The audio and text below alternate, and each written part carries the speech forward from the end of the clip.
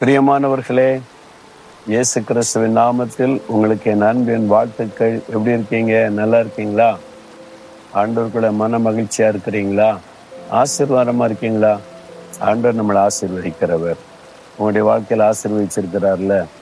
கல்வி, அது ஒரு ஆசீர்வாதம். நல்ல ஒரு ஆரோக்கியம், அது ஒரு ஆசீர்வாதம். ஒரு சொந்தமா வீடு, அது ஒரு ஆசீர்வாதம். தேவையான அளவுக்கு ஒரு வாகனம், பைக்கோ காரோ சைக்கிளோ, அது ஒரு ஆசீர்வாதம்.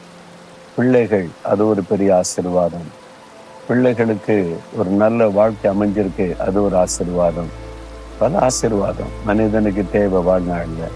அந்த ஆசீர்வாதங்களை எல்லாம் கர்த்தர் தருகிறார். நீங்க ஆசீர்வாதமா இருக்கீங்களா?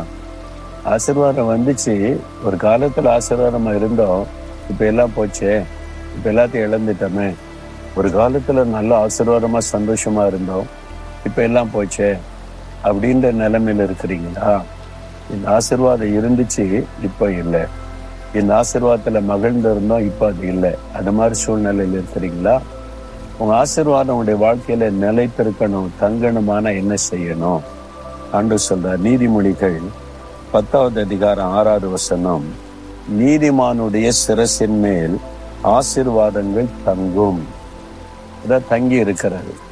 வந்துட்டு போறது ஒண்ணு இருக்கு, வந்துட்டு போயிடும். பறவைகள் சரணாலயன்னு இருக்கும் தெரியுமா? அந்த சீசனுக்கு பறவைகள் வரும், எல்லாம் வந்துட்டும்பாங்க. 2 மாசம் கழிச்சுன்னு எல்லாம் போயிட்டு, இப்போ ஒண்ணுமே இல்லை.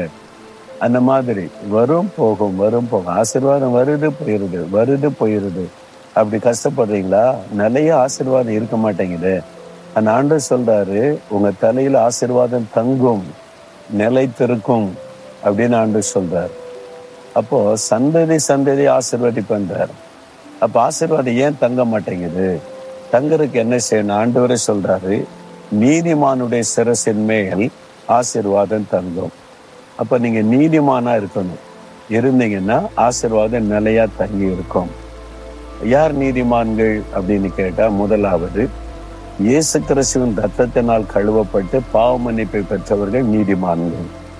நாம் பாவத்துக்கு செத்து நீதிக்கு பிழைக்கும்படி, நீதிமான்கள் ஆகும்படி இயேசு சிலுவிலே தன்னை பலியாய் கொடுத்தார். ஆண்டவரே, நான் அநீதியா செயல்பட்டுட்டேன், என் பாவத்தெல்லாம் மன்னிச்சிருங்கன்னு ஒப்பு கொடுத்து நீதியாய் வாழ அர்ப்பணிக்கும் போது இயேசுவின் ரத்தம் நம்ம கழுவி சுத்திகரிக்கும்.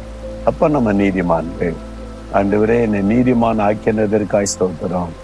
நிறைய பேர் ரட்சிக்கப்படுவாங்க, பாவத்தை அறிக்கை செய்வாங்க, நீதிமானா மாறிடுவாங்க. ஆனா நீதிமானா நிலைச்சு இருக்கிறது இல்லை. அதனாலதான் ஆசீர்வாதமும் நிலைச்சிருக்க மாட்டேங்குது. சாட்சியெல்லாம் சொல்லுவாங்க, இயேசு ரட்சித்தார்கள், ஆசீர்வதித்திருக்கிறார். நீ இன்னும் 2 வருஷம் கழிச்சு பார்த்தா இன்னுமே இருக்காது, எல்லா ஆசீர்வாதம் போயிடுச்சு. அப்ப ஆண்டவர் சொல்றாரு, நீ நீதிமானாய் வாழணும். ஆண்டவருடைய ரத்தம் உங்களை நீதிமானா மாற்றுது. அதன் பிறகு நீங்க செய்யற ஒவ்வொரு காரியமும் நீதியா இருக்கணும்.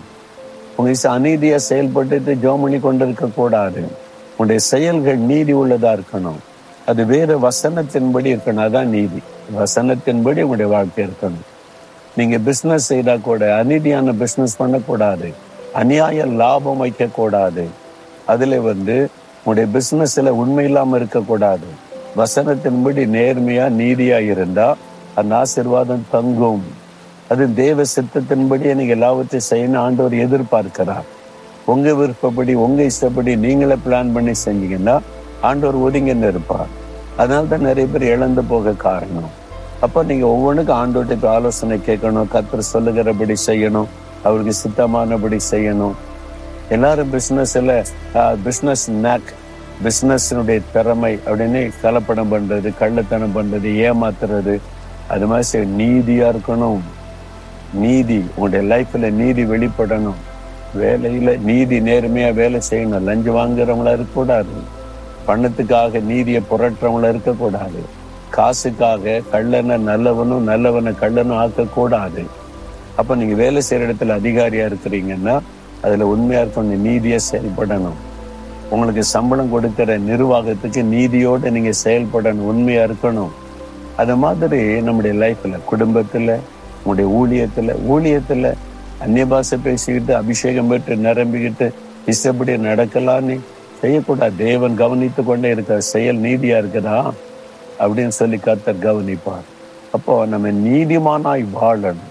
இயேசுவின் ரத்தத்தினால நீதிமானாக்கப்பட்டு ஆண்டவுடைய உதவியோட நீதி. இந்த காலத்துல அப்படிலாம் வாழ முடியாதுங்க. அதெல்லாம் அந்த காலம். இப்ப காசு எல்லாம் ஒண்ணும் பண்ண முடியாது. எல்லாம் அநீதி இப்படிதானே நடக்குது. நம்ம சித்தில எல்லாரும் அநீதியா நடக்கட்டும், நீங்க நீதிமானா நடக்கணும். அதுக்குதான் நீங்க அழைக்கப்பட்டிருக்கிறீங்க. அப்படிதான் நீங்க நடக்கணும். அதான் நான் சொல்ல அடிக்கடி ஊழியத்துல சில காரியங்கள் வரும்போது, அதாவது அவங்க யூதாசை போல நடந்து கொள்ளட்டும், பரவாயில்ல. நான் இயேசு போல வாழ விரும்புகிறேன். அவ்வளவுதான், சிம்பிள். இயேசு போல நான் வாழணும். இயேசு நடந்தபடி மற்றவங்க எப்படி வேணாலும் யூதாசா நடக்கட்டும், என்ன வேணாலும் செய்யட்டும், அதை பற்றி கவலை இல்லை. மற்றவங்க நான் இயேசு போல வாழணும், இதுல உறுதியா இருங்க. இயேசு போல நீதி, நேர்மை, ஒழுக்கம், அந்த மாதிரி நான் வாழணும் அப்படின்னு அர்ப்பணித்துக் கொள்ளுங்க. அப்ப நீதியா இருந்தாதான் ஆசீர்வாதம் தங்கும். இல்லைன்னா ஆசீர்வாதம் போயிடும். அப்புறம் எல்லாத்தையும் இழந்து கடன் பிரச்சனைக்குள்ள ஆகிருவீங்க. அதனால்தான் ஒரு காலத்துல வாழ்ந்திருந்த எத்தனை கிறிஸ்தவர்கள் அவங்க ஜெபிக்கலையா? ஜெபிச்சாங்க, பைபிள் வாசித்தாங்க, காணிக்கை கொடுத்தாங்க, சர்ச்செல்லாம் கட்டி கொடுத்தாங்க. இன்னைக்கு எல்லாத்தையும் இழந்துட்டாங்களே. ஏன்? இடையில எங்கோ நீதி தவறிட்டாங்க. அதை கவனிக்கணும், அதை சரிப்படுத்தணும்.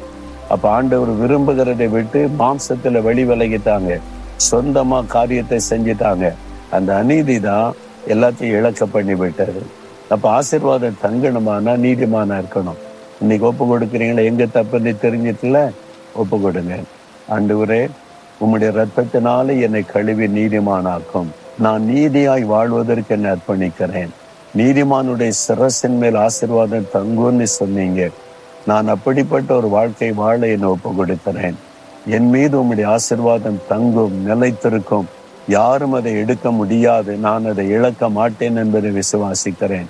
நீதியாய் வாழவும் நடக்கவும் என்னை அர்ப்பணித்துக் கொள்கிறேன். இயேசுவின் நாமத்தில் ஆமேன், ஆமேன்.